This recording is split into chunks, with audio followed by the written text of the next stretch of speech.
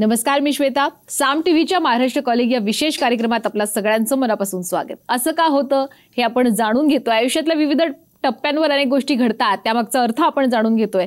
12व्या भागामध्ये आपल्या सगळ्यांचं मनापासून स्वागत. अर्थात आपण दर आठवड्यामध्ये आपल्याला मार्गदर्शन करण्यासाठी आपल्यासोबत असतात सुप्रसिद्ध राजज्योतिष तांत्रिक श्री माधव गुरुजी. सगळ्यात आधी आपण त्यांचं स्वागत करूया. नमस्कार गुरुजी. साईराम. आदेश. आपण चर्चेला सुरुवात करणार आहोत. त्याआधी गुरुजींची ओळख मी आपल्याला करून देऊ इच्छिते. श्री माधव गुरुजी यांनी शुक्राचार्य ॲस्ट्रोलॉजी सेंटर दिल्ली मार्फत त्यांनी ज्योतिषशास्त्राचा विविध शाखांचा तब्बल 16 वर्षांचा अभ्यासक्रम पूर्ण करून राज ज्योतिषांत्रिक ही पदवी संपादित केलेली आहे. एक गोष्ट आवर्जून नमूद करण्यासारखी आहे ती म्हणजे हा प्रदीर्घ अभ्यासक्रम पूर्ण केलेले महाराष्ट्रामध्ये फक्त 7 व्यक्ती आहेत. श्री माधव गुरुजी हे त्यापैकीच एक आहेत. श्री माधव गुरुजी हे रायगड जिल्ह्यातील असून त्यांच्या घराण्याला ज्योतिष विद्याशास्त्रांची 7 पिढ्यांची परंपरा आहे. श्री माधव गुरुजी हे 7वे वंशज असून हे कार्य आणि घराण्याची ज्योतिषशास्त्राची परंपरा ते खूप छान पद्धतीने पुढे चालवतात. तसंच श्री माधव गुरुजी हे कायद्याचे पदवीधर सुद्धा आहेत. प्रतिभा ॲस्ट्रोलॉजी रिसर्च सेंटर हे पनवेल आणि दादर इथं असून श्री माधव गुरुजी या दोन्ही सेंटरवर आपली सेवा पुरवत असतात. श्री माधव गुरुजी यांना भेटण्यासाठी आपण पनवेल या सेंटरवर दर सोमवार, मंगळवार, शुक्रवार या दिवशी आणि प्रत्येक शनिवार आणि रविवार शिवाजी पार्क दादर इथं आपण गुरुजींना भेटू शकता. तसंच श्री माधव गुरुजी यांचं मार्गदर्शन आपल्याला पुण्यात सुद्धा मिळणार आहे. तर खाली जो क्रमांक दिला यावर नक्कीच संपर्क साधून त्यांना भेटू शकता. याशिवाय गिरनार यात्रा, दत्तपीठ, नर्मदा परिक्रमा, चारधाम यात्रा अशा धार्मिक यात्रा श्री माधव गुरुजी नियोजित करत असतात. तर आपणही याचा लाभ घेऊ शकता. स्वतः श्री माधव गुरुजी यांच्यासोबत आध्यात्मिक साधनेसह तुम्ही धार्मिक यात्रेचा लाभ घेऊ शकता. यासाठी खाली क्रमांक दिला त्यावर नक्कीच संपर्क साधा. गुरुजींचं आणखीन एक वैशिष्ट्य म्हणजे गुरुजींची राधे फाउंडेशन नावाची बहुउद्देशीय ट्रस्ट आहे. गुरुजी यांचं शिक्षण क्षेत्रातलं योगदान मोठं आहे. बाबा इंटरनॅशनल नावाची CBSE स्कूल कर्जत इथं आहे आणि गुरुजी त्याचे प्रेसिडेंट सुद्धा आहेत. चला तर मग चर्चेला सुरुवात करूयात. गुरुजी, आपण खरं तर 12व्या भागापर्यंत पोहोचलेला आहोत. अनेक वेगवेगळ्या विषयांवर चर्चा केली. आता थोडंसं संतती विषयी मला जरा बोलायचं. बऱ्याचदा काय होतं, संतती होण्यामध्ये अडचण होते. म्हणजे संतती होतच नाही किंवा त्रासदायक असणं किंवा लायक नसणं असे प्रकार बऱ्याचदा होतात. तर मुळात मग असं का होतं आणि मग यावर काही उपाय पण आहेत का? म्हणजे की संतती होतच नाहीये, सगळे उपाय करून झाले पण संतती प्राप्त होत नाहीये, ही एक समस्या असते. आणि दुसरी अगदी लागून घरामध्ये ही समस्या असते की संतती तर आहे परंतु ती संतती इतकी त्रासदायक आहे की त्यातला एक पण मुलगा लायक नाहीये. म्हणजे की 3 संतती आहे पण तिन्हीमधला एकही मुलगा लायक नसेल. तर अशा वेळेला तसं का होतं ती पण एक समस्या आहे. आणि विशेषतः या दोन्ही समस्यांचा ज्या वेळेला अभ्यास केला त्याच्या वेळेला असं लक्षात आलं की या दोघांच्या पाठीमागे कर्मगती एकच आहे. म्हणजे दोघांचा कर्मदोष एकच आहे. आणि ह्याच्यामध्ये अगदी सोपं उदाहरण तुम्हाला सांगतो की जेणेकरून ही समस्या तुम्हाला कळेल आणि उपाय पण तुम्हाला कळेल. आमच्याकडे एक दरेकर काका म्हणून आमचे क्लायंट आहेत. ते खूप म्हणजे की जुने क्लायंट आहेत आमचे आणि जसे ओल्ड एज पण आहेत. म्हणजे की आता त्यांचे जवळजवळ 70 चालू आहे. आणि 70 चालू असताना ते पत्रिका घेऊन आले. पत्रिका घेऊन आल्यानंतर त्यांनी मला सांगितलं की माझी पत्रिका बघा आणि गुरुजी माझे काय कर्मदोष आहेत किंवा मी काय करायला पाहिजे ते सांगा. बघा मला 3 मुलं आहेत परंतु 3 मुलं असताना सुद्धा एकही मुलगा माझा ऐकत नाही. एकही मुलाकडनं माझ्या ज्या काही अपेक्षा आहेत त्या आतापर्यंत कधीही फुलफिल झाल्या नाही. की आता मला डोळे मिटायचे असताना सुद्धा एक मुलांचं जे सुख पाहिजे ते सुख माझ्या नशिबामध्ये का नाही. आणि दुसरं म्हणजे की माझ्या मुलाची पत्रिका बघा की माझ्या मोठ्या मुलाने लग्न केलं, त्याला 2 मुली आहेत. दुसरा मुलगा आहे तो माझा लग्न करणार नाही म्हणतो, त्याला किती सांगितलं तरी तो लग्न करायला तयार नाही. आणि तिसरा मुलगा जो त्यांनी लग्न केलं पण त्याला आता संतती होत नाही. आता बघा एकाच घरामध्ये दरेकर काकांची समस्या आहे की त्यांना 3 मुलं आहेत परंतु एकही त्यांच्याकडे लक्ष देत नाही. मग ते असं म्हणले की माझा एकही मुलगा लायक नाही. मग एकही मुलगा लायक नाही असं का जन्माला आलं, म्हणजे की असं का त्यांच्या बाबतीत झालं. आणि याच्या व्यतिरिक्त तिसरा मुलगा दरेकर काकांचाच की ज्याला संतती का नाही म्हणून ते प्रश्न विचारतायत. आणि मग त्यांना मी सांगितलं की थांबा आपण आज वेळ पण आहे तर तुमचं सूक्ष्म रेटिंग करू आणि तुम्हाला चंद्रबळ पण आहे. आणि त्यावेळेला आम्ही त्यांचं सूक्ष्म रेटिंग केलं. त्यावेळेला त्यांच्या लक्षात आलं, त्यावेळेला त्यांना हे वाचण्यामध्ये आलं आणि त्यांच्याही लक्षात आणून दिलं आम्ही की तुमचा मुलगा हा पाठीमागच्या जन्मामध्ये तुमचा भाऊ होता, म्हणजे ज्याला संतती होत नाही तो. आणि तुम्ही आणि त्यांनी दोघंजण म्हणजे की पूर्णपणे तुमच्या वाट्याला एक विहीर होती तुमच्या आसपास तुमच्या हद्दीमध्ये, म्हणजे तुमच्या घराच्या भागामध्ये. आणि तुम्ही प्रायव्हेट मालकीची म्हणजे तुमच्या मालकीची होती. आणि गावातली लोक त्या ठिकाणी पाणी भरायला यायची. तुम्ही त्या लोकांना विरोध केला, त्या लोकांना कधीही तिथे पाणी भरून दिलं नव्हतं. वास्तविक पाहता पाण्याला नाही नव्हतं म्हणायला पाहिजे. पाणी हे जीवन आहे. आणि गावातल्या लोकांना पाणी दिलं असतं तर विहिरीचं पाणी काही कमी होणार नव्हतं. परंतु तुम्ही कधीही त्या विहिरीच्या पाण्याचा उपभोग त्यांना घेऊन दिला नाही. पुढे जाऊन असं झालं की पुढे पुढे पुढे पुढे तुमच्याही विहिरीचं पाणी आटलं तर तुम्ही ती विहीर बुजवून टाकली. तो प्लॉट आणखीन तिसऱ्याला विकून टाकला आणि तिथून निघून गेले पण लोकांना पाणी दिलं नव्हतं. तर ह्या गोष्टी त्याच्यामुळे तुमच्या दोघांनाही ते पूर्णपणे कर्मदोष लागलेले आहेत की ज्यावेळेला सार्वजनिक लोकांच्या हिताकरता एखादी गोष्ट होत असताना तुम्ही त्याच्यामध्ये अडथळा निर्माण करत असाल आणि त्याच्यामुळे सार्वजनिक लोक म्हणजे की इतर सर्व लोकांचं हित जर धोक्यात येत असेल, त्यांना जर काही त्रास होत असेल तर त्या जन्मामध्ये तुमच्या म्हणजे की ताकदीने तुम्ही ते लोटून नेऊ शकाल, परंतु त्या कर्माचा दोष तुम्हाला लागतो. ज्यावेळेला अशा प्रकारचा कर्माचा दोष की तुमच्या एका कृत्यामुळे तुमच्या एका वागण्यामुळे अनेक लोकांचं नुकसान होतंय, सार्वजनिकरित्या नुकसान होतंय आणि तरी तुम्ही कुठलीही गोष्ट ऐकत नाही, त्यावेळेला त्या कर्मदोषाचं फळ हे असतं की पुढच्या जन्मामध्ये एक तर तुम्हाला संततीच होणार नाही किंवा तुम्हाला संतती होईल ती संतती अशी होईल की जी लायक असणार नाही, जी तुमच्याकडे अजिबात लक्ष देणार नाही आणि तुमच्या अक्षरशः त्याच्यामध्ये हाल होतील. म्हणजे एक तर पुरुषार्थ होईल परंतु पुरुषार्थ होऊन त्या पुरुषार्थापासून सुख असणार नाही किंवा सुख तुमच्या नशिबामध्ये असेल तर तुमचा पुरुषार्थ साध्य होणार नाही. म्हणजे की सर्वात महत्त्वाची गोष्ट की संततीच होणार नाही आणि झाली तर संततीपासून दुःख निर्माण होईल. तर कर्माचा हा दोष असतो. मग त्याच्यावरती ते म्हणले की आता उपाय काय करायचा. म्हटलं ह्याच्यावरती आहे ना खूप चांगला उपाय येतो, तो म्हणजे ह्याच्यामध्ये नारायण यज्ञ केला जातो. तर आपण नारायण यज्ञ करू, ज्याला संतान यज्ञ सुद्धा म्हटलं जातं. याच्या व्यतिरिक्त आपण याच्यामध्ये कर्मक्षालन यज्ञ करू की तुमच्या कर्माचं पूर्णपणे याच्यामध्ये जे काही कर्माचे दोष आहेत ते कर्माचे दोष निघून जातील. मग त्याप्रमाणे त्यांचं नारायण यज्ञ आणि कर्मक्षालन यज्ञ असे दोन्ही यज्ञ आम्ही केले आणि हे यज्ञ करून झाल्यानंतर दरेकर काका मुलांच्या बाबतीमध्ये खूप समाधानी झाले. तर अशा प्रकारची समस्या निश्चित तुमच्याही जर आयुष्यामध्ये असेल की तुम्हाला संतती होण्यामध्ये प्रॉब्लेम आहे किंवा संतती झाल्यानंतर काही एक कारणांनी त्याच्यामध्ये आणि तुमच्यामध्ये काही कम्युनिकेशन गॅप किंवा जनरेशन गॅप किंवा याच्या व्यतिरिक्त तुमचं दोघांचं पटत नाही आहे, तर निश्चितपणे तुम्ही ॲस्ट्रॉलॉजीमध्ये येऊन नक्की तुम्हाला काय कर्मदोष आहेत ते जाणून घ्यायला पाहिजेत. त्या कर्मदोषावरती उपाय करायला पाहिजेत जेणेकरून आपलं दोघांचं ट्युनिंग चांगलं जमेल आणि तुमच्या पुत्रापासून तुम्हाला पूर्णपणे सुख प्राप्त होईल. किंबहुना तुम्हाला जर संतती प्राप्त नसेल तर 100% तुम्हाला संतती प्राप्त होईल. आता हे झालं संतती सुखाबद्दल. यानंतरचं सुख प्रत्येकाला हवं असतं ते म्हणजे वास्तू सुख. तर खूप प्रयत्नानंतर वास्तू स्वतःची होते, मात्र काही ना काही कारणांनी विकावी तर लागते किंवा भाड्याच्या घरात जावं लागतं. असं मग नेमकं का होतं बरं? मग काही उपाय पण आहेत का? मॅडम, अन्न वस्त्र निवारा या माणसाच्या प्रमुख गरजा आहेत. त्यामुळे प्रत्येकाला वाटतं की मला खायला चांगलं अन्न मिळावं, माझ्याकडे चांगले कपडे असावे आणि त्याचबरोबर महत्त्वाची इच्छा प्रत्येकाची असते की स्वतःच्या मालकीचं घर असावं. म्हणजे ज्या वेळेला असं असतं की स्वतःच्या मालकीचं घर आहे म्हणजे आयुष्यामध्ये एखादी गोष्ट मिळवायची असेल तर टिकून ठेवण्याकरता पहिली व्यवस्था बघावी लागते. तर उद्या सुख मिळवायचं असेल तर पहिलं तुम्हाला घर तर पाहिजे की ते घर केल्यानंतर तुम्हाला ती सगळी सुखं तुमच्याकडे टिकून ठेवता येतील आणि त्याकरता माणसाला असं वाटतं की भाड्याच्या घरात राहण्यापेक्षा आपलं स्वतःच्या मालकीचं घर असावं. भले छोटं असलं तरी चालेल पण आपल्या स्वतःच्या मालकीचं ते घर असावं.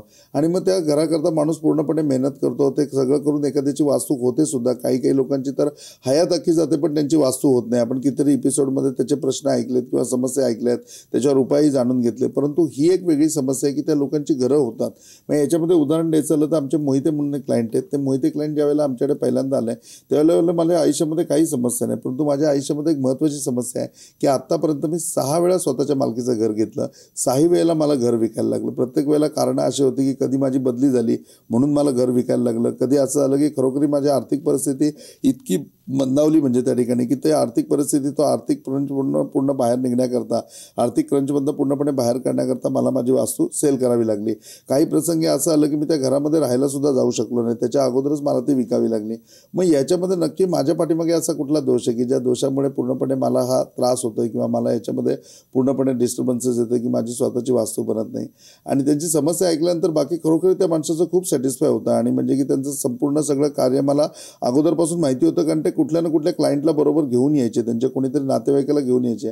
त्यामुळे त्यांचा अख्खा इतिहास मला तसा मी ऐकून होतो की तो माणूस खूप सुखी आहे, चांगला आहे, तो गव्हर्नमेंट सर्व्हिसमध्ये आहे आणि सगळं होतं. तर खरोखर त्याच्या जीवनामध्ये समस्या असण्याकरता असा कुठला भाग नव्हता कारण तो माणूस खरोखरी खूप सोज्वळ आयुष्य जगत होता, खूप प्रामाणिक होते आणि 100% प्रत्येकाला मदत करणारे होते. मग असं असताना त्यांच्या बाबतीत का होतं याची क्युरिओसिटी मला पण निर्माण झाली. मी म्हटलं की मोहिते साहेब थांबा, म्हटलं तुम्ही 2 दिवसांनी या, तुम्हाला चंद्रबळे त्या दिवशी आपण तुमचं सूक्ष्म रेडिंग करूया म्हणजे. आणि मग सूक्ष्म रेडिंग ज्यावेळेला मी त्यांचं केलं गेलं त्यावेळेला सूक्ष्म रेडिंगमध्ये त्याच्यामध्ये पूर्णपणे हे मुद्दे त्यांच्या याच्यामध्ये आलेले होते की पाठीमागच्या जन्मामध्ये ह्याला जी प्रॉपर्टी मिळालेली होती ती प्रॉपर्टी याच्या सासऱ्यांकडनं मिळालेली होती, म्हणजे याच्या मिसेसला ती मिळालेली होती. आणि मग त्यावेळेला त्या ठिकाणी ज्यावेळेला आला त्यावेळेला सासऱ्यांच्या असं भरपूर म्हणजे ते मोठे लँडलॉर्ड होते, तर त्यांच्या खूप साऱ्या जागा होत्या, तर प्रत्येक ठिकाणी घरं बांधलेली आणि ती लोकांना भाड्याने दिलेली. आता त्यांच्या कर्मसंबंधामुळे त्यांनी लोकांनी ज्यांना त्यांना सपोर्ट केला, त्यांना मदत केली, त्या लोकांना ती घरं त्यांनी अशीच दिलेली की या घरामध्ये तुम्ही राहा, मला भाडं वगैरे काय देऊ नका आणि हे घर तुमच्याच मालकीचं आहे असं समजा. परंतु त्यांनी नावावर करून दिलेलं नव्हतं. आणि काही भाडोत्री असे होते की खूप गरीब होते, म्हणजे खरोखर ते भाडं भरू शकत नाही, तर त्यांना सहानुभूती म्हणून त्यांनी असं सांगितलेलं की तुम्ही आता भाडं भरायची काही गरज नाही, तुम्ही तुमचा संसार व्यवस्थित चालवा, मला भाडं म्हणून काही देऊ नका, तुम्ही इथेच राहा. आणि ज्यावेळेला त्यांनी प्रॉपर्टी मुलीला पूर्णपणे हँडओव्हर केली त्यावेळेला मुलीला आणि यांना जावयांना मोहिते साहेबांना म्हणजे त्यांच्या गतजन्मी पूर्णपणे सांगितलेलं होतं की अशी या लोकांबरोबर माझी कमिटमेंट आहे, तुम्ही ती कमिटमेंट पाळा. परंतु ज्यावेळेला हे लँडलॉर्ड झाले, ज्यावेळेला प्रॉपर्टी यांच्या हातामध्ये आली त्यावेळेला यांनी साम काम दंडभेद सगळं वापरून पूर्णपणे त्या लोकांना छळायला सुरुवात केली. मग त्याच्यामध्ये ज्या लोकांना अशीच घरं दिली होती त्यांना मोहिते साहेब म्हणले की एक तर तुम्ही पैसे भरा, नाहीतर मग तुम्ही ती पूर्णपणे घरं खाली करून द्या. पण ज्यांना शक्य आहे त्यांनी पैसे भरले आणि ज्यांना पैसे भरणं शक्य नव्हतं त्यांना पूर्णपणे ती घरं खाली करावी लागली आणि मग त्यांचा संसार रस्त्यावरती आला किंवा त्यांना भाड्याच्या घरामध्ये राहायला जावं लागलं. तर त्या सगळ्या गोष्टीचे शिव्या श्राप जे आहेत ते सगळे या मोहिते साहेबांच्या कर्मदोषामध्ये होते आणि म्हणून या जन्मामध्ये हे स्वतःच्या मालकीचं घर घेऊ शकतात, हे कष्ट करतायत, हे प्रामाणिक आहेत. परंतु असं असताना सुद्धा तो कर्मदोष आहे, जो कर्मदोष यांना घर विकायला लावतो आणि भाड्याच्या घरामध्ये पाठवतो. मग ती गोष्ट ऐकल्याच्या नंतर ते संपूर्ण पूर्वजन्माचं त्यांचं दूषित कर्म ऐकलं, त्या कर्माचे दोष ऐकले. त्याच्या वेळेला मग म्हणले की आता मला सांगा काय याच्यावरती उपाय करायचा. मग त्यावेळेला त्यांना उपायामध्ये आम्ही कर्मक्षालन यज्ञ केला आणि मी त्यांना म्हटलं की तुम्ही याच्यामध्ये जे आहे ते आपलं जे महालय श्राद्ध आहे तर ते महालय श्राद्ध पण आपण करू, कारण तुम्हाला पितृपीडा पण आहे. आणि मग मोहिते साहेबांनी महालय श्राद्ध पण केलं आणि कर्मक्षालन यज्ञ आम्ही ज्यावेळेला त्यांचा केला त्याच्यानंतर ते म्हणले गुरुजी आता मी प्रॉपर्टी घेऊ का. मी म्हटलो 100% तुम्ही प्रॉपर्टी घ्या, तुमच्या एकट्याच्या नावावर प्रॉपर्टी घ्या, तुमच्या प्रॉपर्टीला 100% विकावं लागणार नाही. आणि त्यावेळेला नेमकी त्यांची पुन्हा ट्रान्सफर झाली, पुण्याला त्यांनी स्वतःचं घर घेतलं आणि ते आजतागायत त्या घरामध्ये राहत आहेत. म्हणजे की त्याच्यानंतर ते घर विकायची कुठल्याही कारणाने त्यांना गरज लागली नाही. खूप छान मार्गदर्शन केलं. असंच आणखीनही विविध विषयांवर आपण चर्चा करणार आहोत. वेळ झाली एका छोट्याशा ब्रेकची. कुठेही जाऊ नका, पाहत राहा महाराष्ट्र कॉलिंग.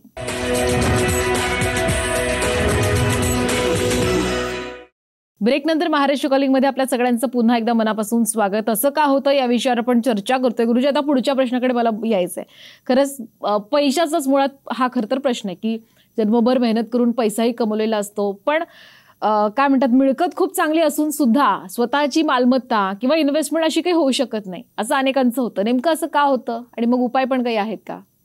मॅडम 100% म्हणजे की सगळेजण म्हणतात ना पैसा भरपूर येतो, पैसा आम्ही चांगला कमवतो, पण पैसा आमच्याकडे टिकत नाही. म्हणजे पैसा आमच्याकडे टिकून राहत नाही.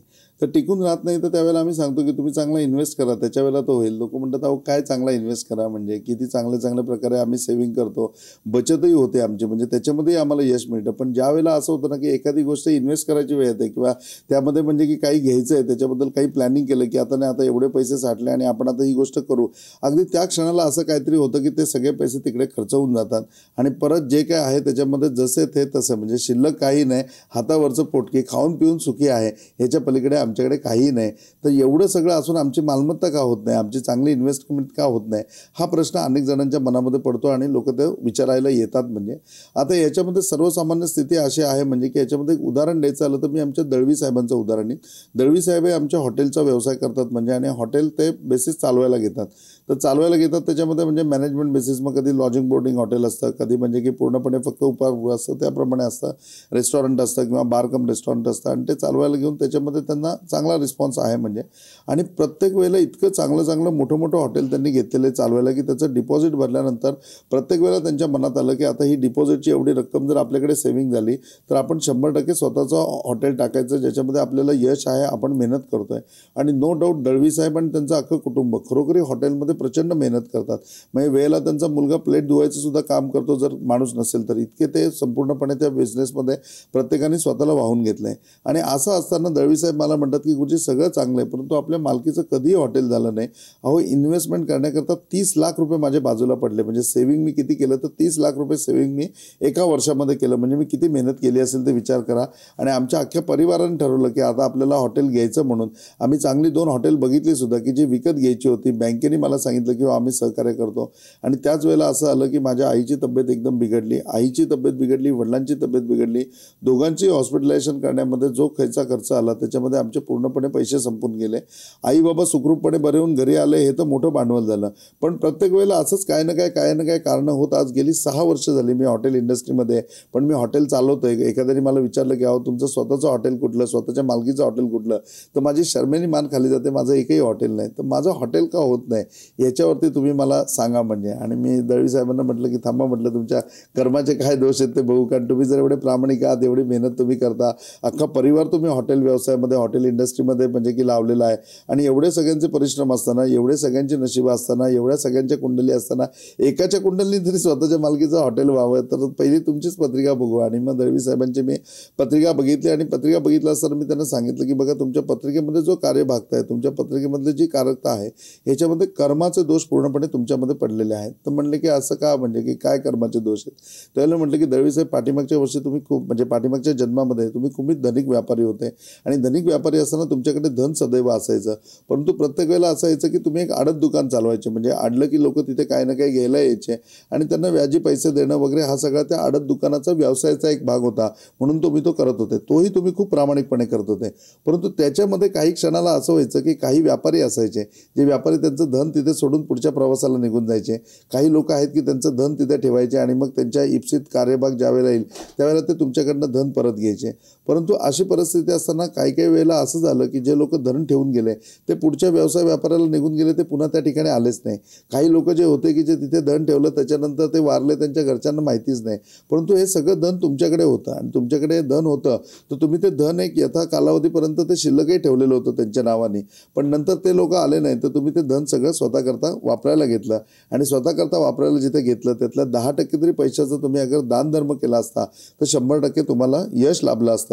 परंतु ते सगळा पैसा तुम्ही स्वतःकरता वापरला, ते सगळं धन स्वतःच्या उन्नतीकरता वापरलं, स्वतःच्या व्यवसायाकरता वापरलं, त्याच्यामुळे त्या धनामधनं दान करायचं बाकी आहे, तो दोष तुम्हाला पूर्णपणे लागला.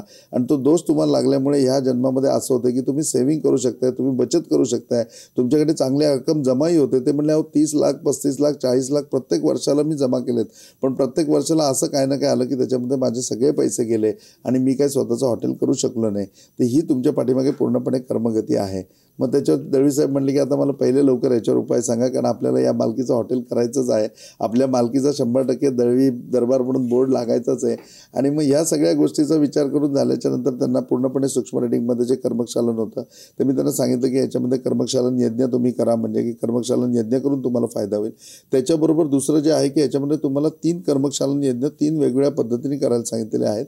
त्याप्रमाणे आम्ही त्यांचं कर्मक्षालन यज्ञ पूर्णपणे करून घेतलं. त्याच्यानंतर 2 यात्रा त्यांना करायला सांगितलेल्या होत्या, ते स्पेसिफिक यात्रा त्यांच्याकडनं करून घेतल्या, आणि त्यावेळेला ते 2 यात्रा त्याच्यानंतर ते यज्ञ हे त्यांच्याकडनं ज्यावेळेला पूर्णपणे संपन्न झालं त्याच्या वेळेला मात्र असं झालं की ते चालवत असलेल्या हॉटेलपैकीच एका मालकाने सांगितलं, माझं हॉटेल विकायचं, तू विकत घेत असेल तर पहिलं घे, फर्स्ट रेफरन्स तुला. आणि मग तो व्यवहार अगदी असा फोनवर बोलण्यामध्ये झाला, आणि हातातले पैसे जे होते ते तसे त्याला देऊन टाकले, आणि दळवी साहेबांचं स्वतःचं पहिलं हॉटेल झालं म्हणजे.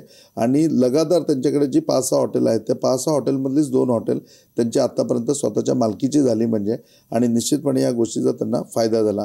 तुमच्याही आयुष्यामध्ये तुम्ही मेहनत करताय, तुमच्याही आयुष्यामध्ये तुम्ही प्रामाणिक आहात, तुमच्याही आयुष्यामध्ये अगदी चांगल्या टप्प्यावरती तुम्ही पोहोचताय, पण ज्यावेळेला चांगल्या टप्प्यावरती जाताय त्यावेळेला अशी काही ना काही घटना घडते की तुमच्या हातापदरामध्ये काही शिल्लक राहत नाही, आणि तुम्ही परत येरे माझ्या मागल्या की हातावरच्या पोटावरती येता, कमवायचं आणि खायचं ह्या परिस्थितीवरती येता. तर या परिस्थितीकडे कानाडोळा करू नका, कारण सर्वात आपल्याकडे अमूल्य काय असेल तर वेळ आहे. आपल्याला जे आयुष्य मिळाले त्या आयुष्यामध्ये ते जीवन जगत असताना आपल्याला त्याचं सार्थक करायचं आहे, त्याचबरोबर आपल्या ज्या अपेक्षा आहेत त्या पूर्ण करायच्या आहेत, आणि आपल्या स्वप्नांना सुद्धा निश्चितपणे वाव मिळाला पाहिजे. तर 100% जर त्याच्यामध्ये यश संपादन करायचं असेल तर पहिले कर्मदोष काय आहेत ते जाणून घेतले पाहिजेत, त्याच्यावर उपाय केले पाहिजेत, आणि त्याच्यामधनं ज्यावेळेला आपल्याला शुभ आशीर्वाद पूर्णपणे मिळतील, ज्यावेळेला आपल्या पाठीमागे कुठल्याही विवंचना नसतील, दोष नसतील, श्राप नसतील, त्यावेळेला निश्चितपणे आपण पूर्णपणे यशस्वी होऊ. तर ह्या प्रकारे म्हणजे की आपण ज्यावेळेला या याच्यामध्ये म्हणजे की जसं कर्मक्षालन यज्ञ असतात किंवा ह्या याच्यामध्ये ज्यावेळेला अशा प्रकारचे कर्मदोष असतात त्यावेळेला प्रामुख्याने आपण असं नाही की फक्त की यज्ञ कर्म आहे किंवा त्याच्या व्यतिरिक्त त्याच्यामध्ये रत्न आहे ते वापरायला सांगतो, आपण त्याच्यामध्ये यात्रासुद्धा करायला सांगतो की ह्या याच्यामध्ये यात्रासुद्धा आहेत, आणि खरोखरी त्या कर्मगतीवरती पूर्णपणे प्राप्त होतात की अध्यात्माची त्याच्यामध्ये पूर्णपणे जाणीव होते. आणि अध्यात्म असं एकमेव शास्त्र आहे की जे सगळ्या गोष्टींमधून तुम्हाला समाधान प्राप्त करून घेऊ शकतं किंवा सगळ्या श्रापापासून समाप्ती त्याच्यामध्ये होऊ शकते. आणि अध्यात्माची सेवा करायची असेल तर मग आध्यात्मिक साधना त्याच्यामध्ये येतात, आध्यात्मिक यात्रा त्याच्यामध्ये येतात, आध्यात्मिक वेगवेगळ्या प्रकारचं म्हणजे की ध्यानधारणा त्याच्यामध्ये येते. मग त्याच्यामध्ये आवर्जून आम्ही 4 धाम यात्रा असेल तर 4 धाम यात्रा त्याच्यामध्ये येते. या सगळ्या यात्रा चालू करण्याच्या पाठीमागे जर कुठलं माध्यम असेल तर महत्त्वाचं माध्यम ॲस्ट्रॉलॉजी आहे. त्याच्यामध्ये ज्या ज्या गोष्टी आल्या त्याच्यामध्ये जे गोष्ट ऋषींनी मार्गदर्शन केलं मग ते मार्गदर्शन करत असताना लोकांना ते सोपं व्हावं याच्याकरता मग त्या लोकांना आपण बरोबर घेऊन जातो, म्हणून त्या यात्रा आहेत म्हणजे. मग त्यावेळेला दळवी साहेबांच्या याच्यामध्ये आलं की तू चारधाम यात्रा कर, आणि मग चारधाम यात्रेला ते आमच्याबरोबर आले आणि खरोखर त्यांच्या निमित्ताने ती चारधाम यात्रा चालू झाली, आमचीही सातत्याने चालू आहे. आणि दळवी साहेबांचं सगळी प्रवास आणि त्यांची पूर्णपणे म्हणजे की जी ऊर्ध्वगती किंवा आपण प्रगती म्हणू ती पूर्णपणे त्यांची सुरू आहे. नक्कीच. खरंच गुरुजी इथे आलात, खूप छान मार्गदर्शन केलं, तुमचं मनापासून आभार. साईराम. आप सबकी भली करे. गुरु गोरक्षनाथ आप सबकी भली करे. आप सबका जीवन मंगलमय हो. ओम साईराम. यानंतर महाराष्ट्र कॉलिंगमध्ये वेळ झाली इथेच थांबण्याची. आपण कुठेही जाऊ नका, पाहत रहा साम टीव्ही.